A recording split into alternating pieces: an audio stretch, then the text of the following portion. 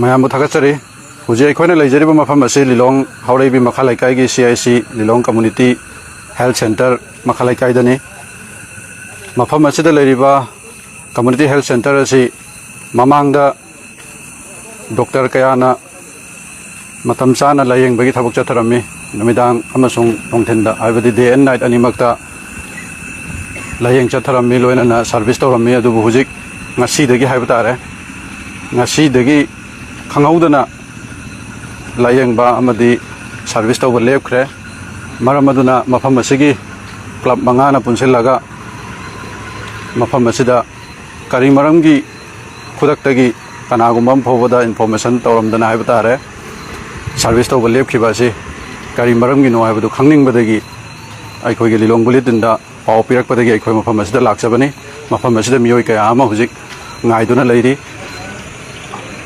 authority na kari maramgi service tawba se lepkhibano haibaduni mayam na hujik hangnaribase aikoi hujik yengsi sida leiriba condition sine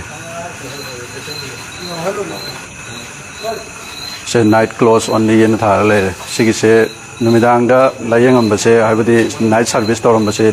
lepkhibagi mong ne da kari maramgi lepkhibano haibadu de hujik phauge oina khangma ngamdri ado aikoi mafam asida club mangana punsila kana miyoi kaya ama authority gi mai kaida apen pen da phongdok ningbagi apamba lei aikoi makhoi dagi wafam kitang taminase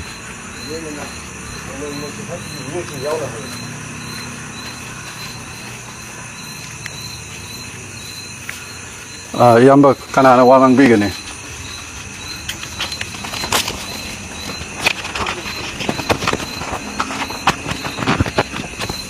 Thingjinkhre tam tana bo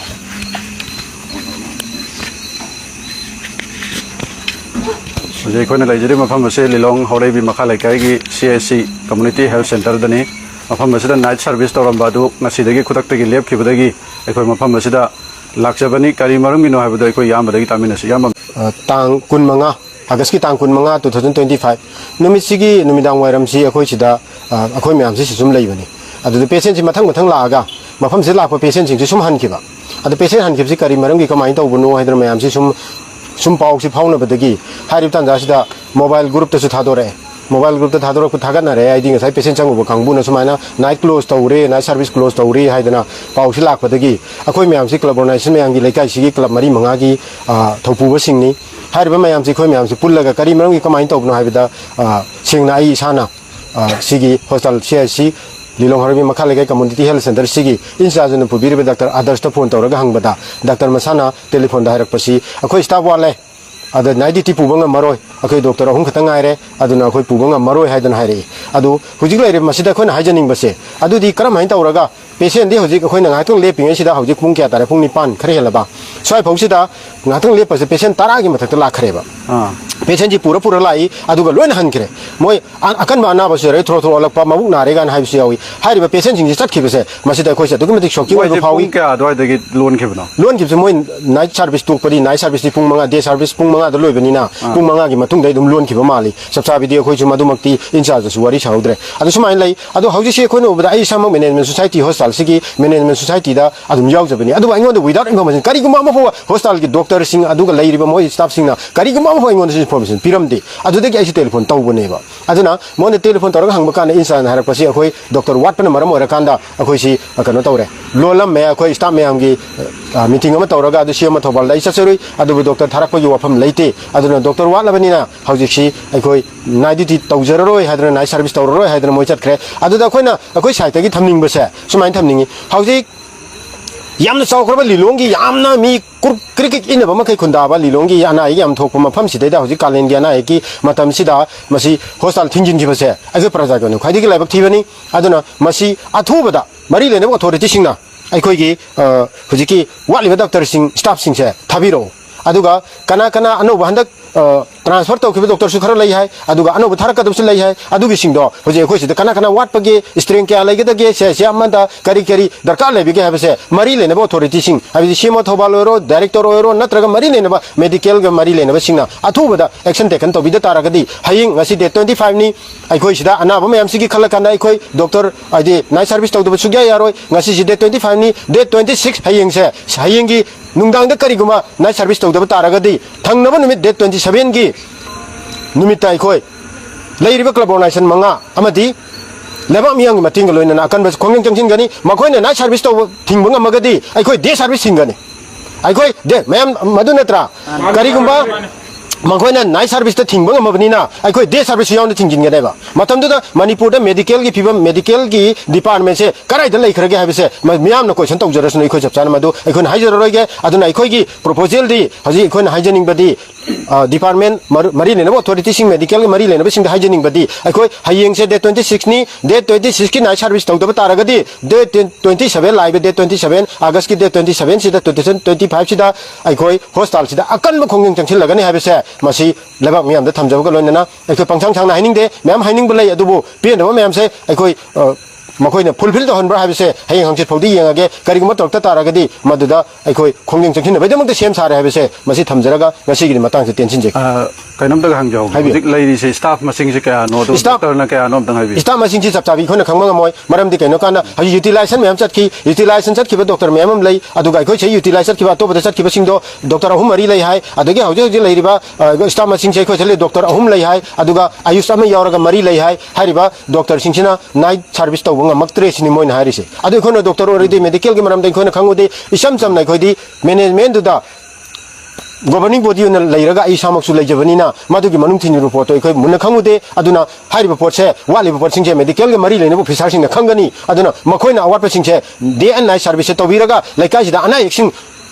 hel na hujik india government pire facility myam se yehon biu ha bese masi thamjage masi tension jege अखोय सिगी करे सेनबा चौकीदार गुमदे okay अदु मतंग दो चौकीदार सु हुजिक चौकीदार लेते चौकीदार लेते बसे मोइने चौकीदार हाना दु मतंग चौकीदार सि कमाय तौसि गाय कांदा चौकीदार की महत्ता हुजिक लेरिबे खोगी ग्रेड 4 सिंचिना नोंग मनोंग मकालगा रुटीन सिलगा मखोइना तौबे याबा थबक सिंग तौरी हाइदना अखोइदा खुंबी अदु याय अहोब लेते हन खलगा अखोइ दुम याते यायदना खनबनी अदुबु हौजिकि मोइना नाइट सर्विस थिंगे हाइदना सोलन चला थममेबा सोलन चलगा थममबसिदा सिगे प्रॉपर्टी में कना सेना दोरीगेबा मपान सिक्यूरिटी लेरे सिक्यूरिटी तौगदब थबक तो अदु नतबा पोनमांग चैमांग थोप तारगदी सिक्यूरिटी तौदब थबक सिंगदगी लेरिबा मनुंगी मपानगी थबक सिंग कना सेना दोरीगेबा security ani sikhangna security ani sikhangna hostel se ahing si asuk chawbo hostel se karam hain tawraga moina masi chena dori geba hana di staff sing leiringa da ahing staff manung dei benina pomang chemang thok tabai hujikti masi gida si kana na pudori geba masi karim da kari gumo phutana ram da na management na leiribe khoi phor telephone tawraga call tawraga makhoi meeting to bodu da karim da khan halam da bida tawkhibe se management khoi si kai bi bani adu masi yam pende aduna tasingna club organization mayangi hujikti laikai gi myam hora abanina mayam se da management khoi chu cooperation pi जरगा मयांगी अनिंग अपामगी मतुंगिना थबक चथबतारे मदुद department मसे खंबियु हाबसे हाइजेके approach तो वयाबगी वे से मोय ख्वाइदे नकपसि करी होइदो नाइदे कनादो होइदो nova ख्वाइदे approach तो वयाब लंबी सी अखोय in charge doctor मफम सिगी in charge न पुबिरबा doctor से सिगी सिना CM Thoubal दा हारगा सीएम थोबाल ने मैनेज तोबिरकदबनी सीएम थोबाल ने करीगुंबा मान मैनेज तोबदो वाप तारगना डायरेक्टर से चलगा अदु तोरकदबनी हारि प्रोसेसिंग चाइ खोन लोइन ता उबंदे महो lion खंग लेरपोनी Masih Matang ji okay खंगाउदना ngasi numit asida night service lapthokebani day service te dum hana gumna tauri haibani day service te tauri night service lapthokebani to kari maram gi lepkhebano haibase aikoi gi leiriba swai gi authority adi chowkidar kai ka su laitabnina kam khangdre adu matang CMO tamda issue leire haibane ba ha aikoi in charge ga phone tong najare wari sajare ba adu ma haisi staff wat pana maram orga aikoi na service maktabani han khumai ba kariba staff wat pana maram orga night service maktabani ba अदो इतारगदि notice अमा फजना अदो notice करम ति सुतरनेबा अदो सु थोक्त्रे हुजिक live कन समदंग यंगमिनसिको मयाम पुन यंगमिनसि music gate होय खोंग लइ कनेक्शन सेने हुजिक लाइव कंडीशन से सिदा नाइट क्लोज ओनली न थारे एसडी एमओ इंचार्ज हाइबा माले CHC हौरैबी सुमाइन थाले अदो सो फजना लोजिल लगा थनमे सिदा ngasi gi oibada patient kaya ama la akanda patient singdo doctor later loina thong thing mana maram moira kan da han gre ban sigi se very unexpected oiba mong dani ori fibam je di patient duna layeng gani haina asa ma loina na lakpani aduda doctor leram da loina na hospital ase thong lolam badagi han khibagi condition duni aduna lairiba committee gi adi aikoi gi sigi authority dinatre aikoi school gi management aikoi gi sigi hospital asigi management committee gi maikai degi loina na laikai sigi club mangana pulla kanda ngasigi pen da bagi wafam sing asi phongdora ibani makhoi gi site gi phongdora pai matungina athubada authority na lai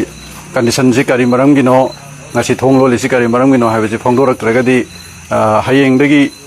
haibana tra 26 ki numidang da night service tau da taragadi 27 dagi ekoi akan ba kano khongjang changchil 26 dagi 26 paw da tau dragadi 27 dagi akan ba khongjang changjil lagani haibani haise ada lairiba hospital condition ji sumain laire yang hangaga laire hujik lairiba condition je ada chowkidar su laitre aduga ekoi gi ambulance su hujik lairiba condition ji sine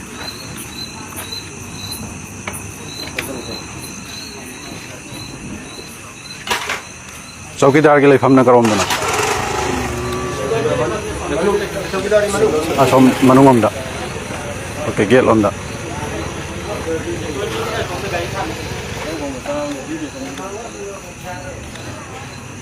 security चौकीदार life हम दा फिर यहीं से मोई staff life रा फेन दिखा बा माले मनुंग दा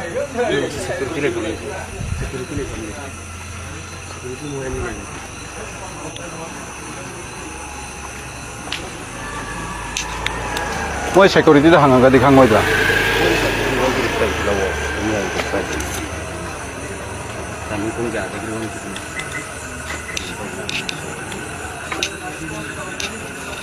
सुजिगी लाइरिबा मफम सिना सिक्योरिटी चौकीदार लाइफम ने ना हाइरि अंतंग थोपिरोने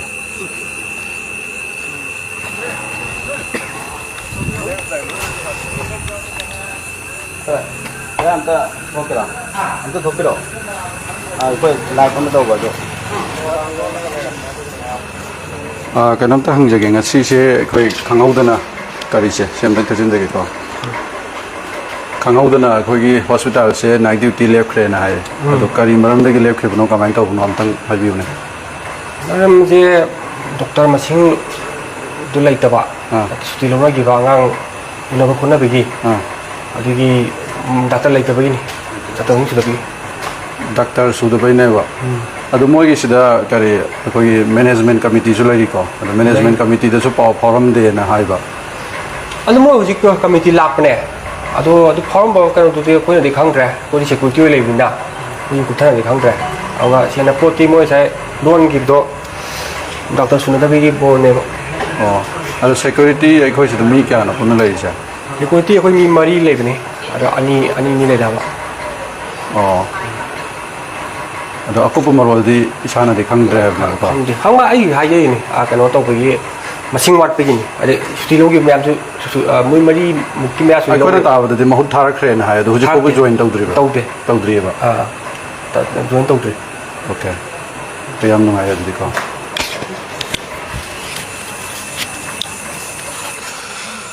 doctor wat pa gi ne na higher security na di do committee gi maikai dagi khoi gi sigi club manga sina pami si kai no hai matam da yam thu bu mong da lairiba awat pa doctor sing suti lau khriba mayam adugi mahut selaga thabira kanda athu bada khoi gi hospital ase night duty yan biu karigum night duty se 26 pawa ya daraga di 26 paw manung da night duty se tawrak ta taraga di thangna ba 27 dagi day duty se thingjin ngani aduga kan ma khongjang jangsin ngani haibane aduna mayamna ꯑꯩꯈꯣꯏꯒꯤ live ꯑꯁꯤꯕꯨ share ꯇꯧꯕꯤꯔꯣ ꯀꯃꯦꯟ ꯇꯧꯕꯤꯔꯣ ꯑꯗꯨꯒ ꯀꯔꯤ ꯆꯥꯎꯈꯠ ꯊꯧꯔꯥꯡ ꯇꯧꯕ ꯌꯥꯕꯒꯦ ꯍꯥꯏꯕꯗꯨ ꯀꯃꯦꯟꯗ ꯊꯝꯕꯤꯔꯝꯃꯣ ꯂꯣꯏꯅꯅ ꯑꯣꯊꯣꯔꯤꯇꯤ ꯌꯧꯅꯅꯕ ꯁꯤꯌꯥꯔ ꯇꯧꯕꯤꯔꯣ ꯂꯩꯔꯤꯕ ꯀꯟꯗꯤꯁꯟꯁꯦ ꯁꯨꯃꯥꯏꯅ ꯂꯩꯔꯦ ꯑꯩꯈꯣꯏ ꯃꯇꯥꯡ ꯑꯁꯤꯗ ꯉꯁꯤꯒꯤ ꯂꯥꯏꯚ ꯑꯁꯤ ꯂꯣꯏꯁꯤꯟꯖꯔꯒꯦ ꯊꯦꯡꯛ ꯌꯨ ꯑꯣꯜ ꯌꯦꯡꯕꯤꯔꯤꯕ ꯃꯌꯥꯝꯕꯨ ꯂꯤꯂꯣꯡ ꯕꯨꯂꯦꯇꯤꯟꯒꯤ ꯃꯥꯏꯀꯩꯗꯒꯤ ꯊꯥꯒꯠꯄ ꯐꯣꯡꯗꯣꯛꯆꯔꯤ